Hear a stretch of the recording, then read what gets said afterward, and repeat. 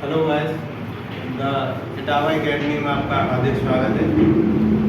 Biology आपका first unit reproduction, उसका first chapter आपका जीवों में जनन, रिप्रोडक्शन इन ऑर्गेनिज्म, इसके बारे में आपको समझना है।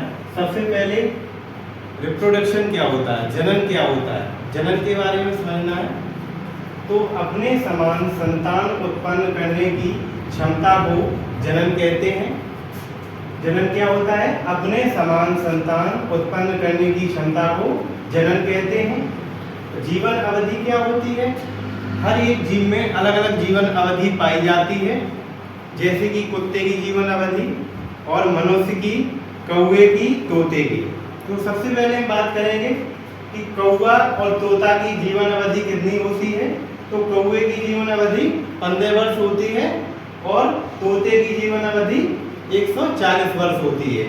तो हर मनुष्य या जीव, जितने जीव होते हैं उनमें जीवन अवधि अलग अलग पाई जाती है।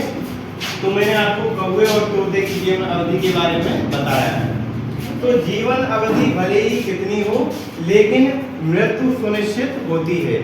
जो जीवन अवधि होती है और उसके बाद आपकी जो जीवन अवधि भले ही कितनी हो, लेकिन मृत्यु सुनिश्चित होती है। लेकिन एनसीईआरटी के अनुसार आपको सेल्स जो होते हैं उनकी मृत्यु नहीं होती है, उनको अमर बताया गया है। एनसीईआरटी के अनुसार सेल्स को अमर बताया गया है।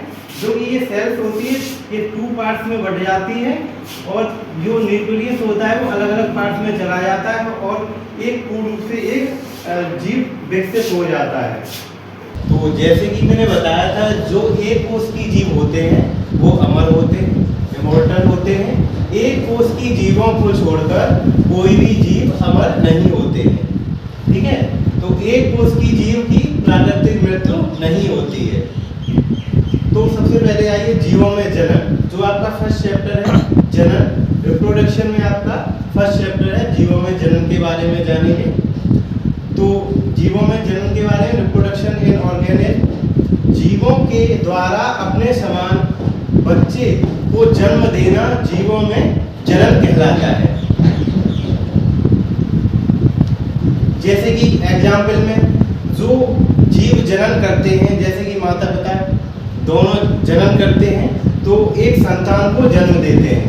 संतान को जन्म देते हैं, फिर उनमें वृद्धि होती है। वृद्धि के बाद परिपक्वता आती है उनमें, फिर जनन होता है, फिर उसकी मृत्यु हो जाती है।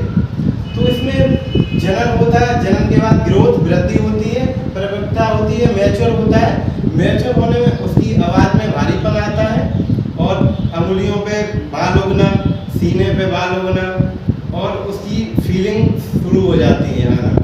तो इसमें जन्म, वृद्धि, परिपक्वता और जनन और मृत्यु, इसमें ये जनन में आएंगे। फिर जीवों में जनन 2 प्रकार से होते हैं, एक सेक्सुअल रिप्रोडक्शन और सेक्सुअल रिप्रोडक्शन। इसके बारे में आपको मैं